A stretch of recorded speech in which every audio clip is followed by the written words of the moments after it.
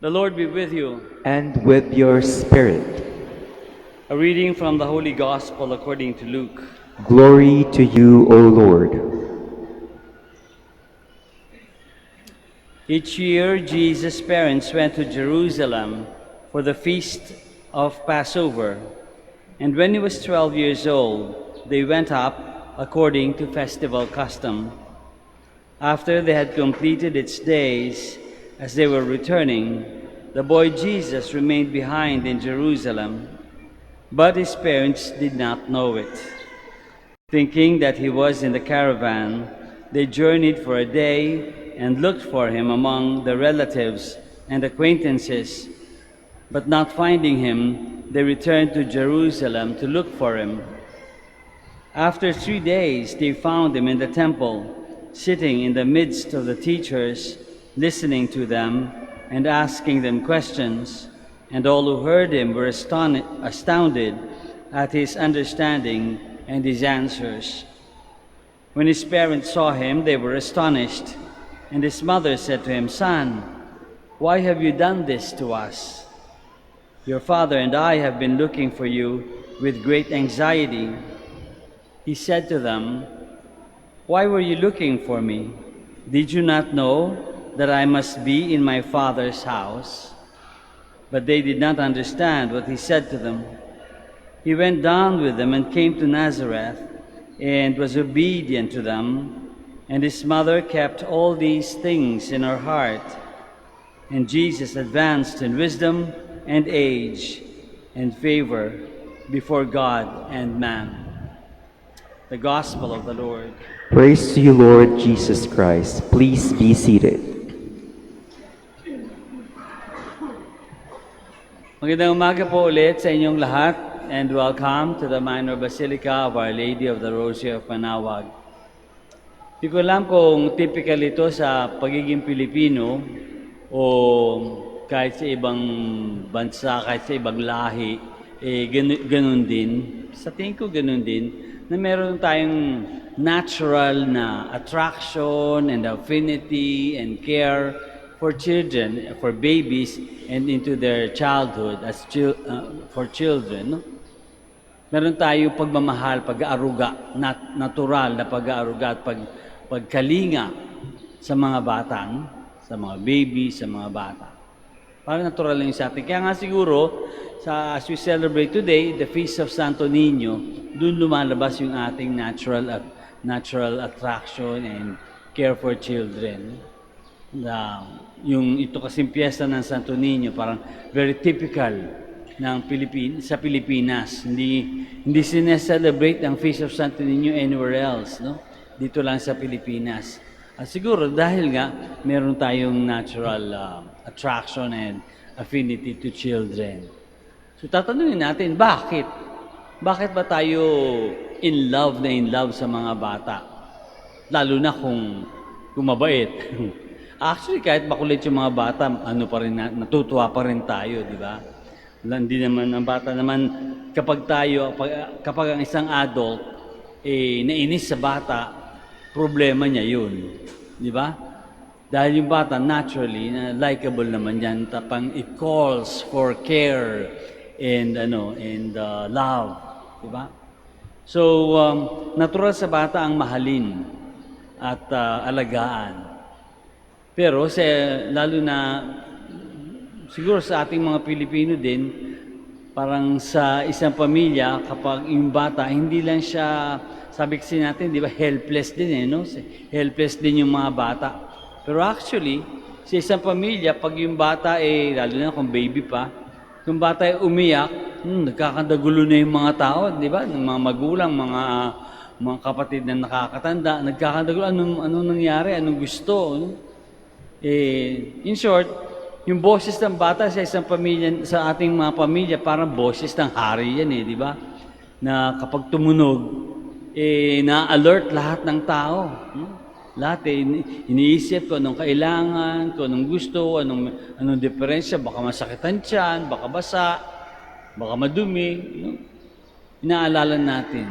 Kasi, very helpless ang bata. Very helpless. So, pwede natin tanongin sa ating sarili kasi as we celebrate the Feast of Santo Niño, hindi lang naman tayo pupunta doon sa image ng Santo Niño. Ang cute-cute mo, cute, puro ganyan lang, ano? Puro cuddle-cuddle lang, ano? Hindi pwede. Dapat merong practical application. Anong tawag para sa atin? Anong hamon para sa atin? So, una sinasabi natin, yung bata ay helpless. Kasama sa kanyang attraction for love is the child's helplessness. So siguro pwede nating tanongin ating sarili, hindi lang sa mga bata, but to anyone who is helpless. Ano ang response natin? Kapag nakakita tayo ng isang tao, bata o hindi bata o matanda, helpless, anong reaction natin? Do we ignore? Do we just pass by, lalo na kung di man natin kilala? O do we reach out and help? Isang quality yun ng bata, di ba? Helplessness. But how do we respond to this helplessness? Isa pang quality ng isang bata, siguro na endearing din, is yung kanyang innocence. Pero yung innocence na yan, aside from looking good and parang magnet, no, na-attract tayo, pero yung innocence then, as it is nice to look at, endearing to look at, it is also very challenging in a sense kasi yung innocence yan kasama yung pagsasabi ng totoo. Minsan yung totoo na ayaw nating tanggapin. Ang bata sasabihin niya kung ano yung nakikita niya. Kung yung nakikita niya hindi kaaya-aya, hindi magandang pakinggan para sa atin, pero katotohanan, we are faced with that truth, no? Napipilita tayong harapin yung katotohanan as the child sees it. Kaya nga sinabi, di ba, kapag ang isang tao ay hindi malapit sa bata, mabuting tao yan kasi nakikita na yung bata yung kabutihan niya, no? Pero kung medyo takot agad, wala pang ginagawa, natatakot agad yung bata dun sa tao, then something is wrong, no? Merong siguro stricto o hard,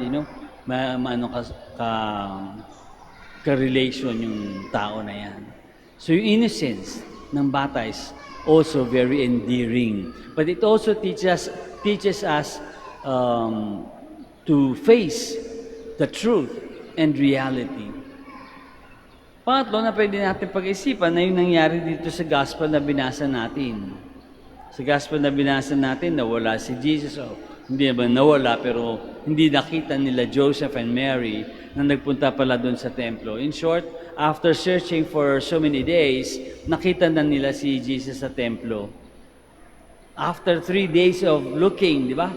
Aburidong na siguro si Joseph and Mary, no? Anxious na, tatakot na, ano kayo nangyari, saan napunta. So nakita nila sa templo. Anong ginawa? Nagtanungan lang. Anak, bakit mo naman ito ginawa? Anong nangyari? At sumagot naman si Jesus, hindi mo ba alam, dapat ako nandito talaga? In short, nag-dialogue, nag-usap, nagsabi yung magulang, si Mary, ng kanyang kalooban, at si Jesus din, nagsabi ng kanyang kalooban kay Mary. Ibig sabihin, nagsabi at nakinig, pareho sila. May dialogue, yun ang dialogue, di ba? Nagsasabi tayo kung anong nararamdaman natin, at nakikinig din tayo kung anong nararamdaman ng kabila. Nag-dialogue, nakinig, nagpakinigan. Tanong sa ating sarili, tayo ba handang makinig sa ating mga anak? We might hear them, but do we actually listen to them? Sipin natin, marami siguro problema natin sa ating mga anak kapag hindi tayo masyadong nakakipag-usap sa kanila. Hindi natin naririnig kung ano yung pinagdadaanan nila. So the gospel, our feast today invites us to listen to our children, to listen to the people who have been given to us by God, to listen. We ask now today the help of the Santo Niño. Sana ma-preserve natin yung ating innocence at sana matuto din tayong makinig. Si Jesus mismo, di ba, the Santo Niño that has grown, tuloy-tuloy na nakikinig sa Diyos, di ba? Sa Ama, sa kanyang Ama. Tuloy na nakinig until His death on the cross. Nakikinig. We ask the help of the Santo Niño to help us to listen with our hearts.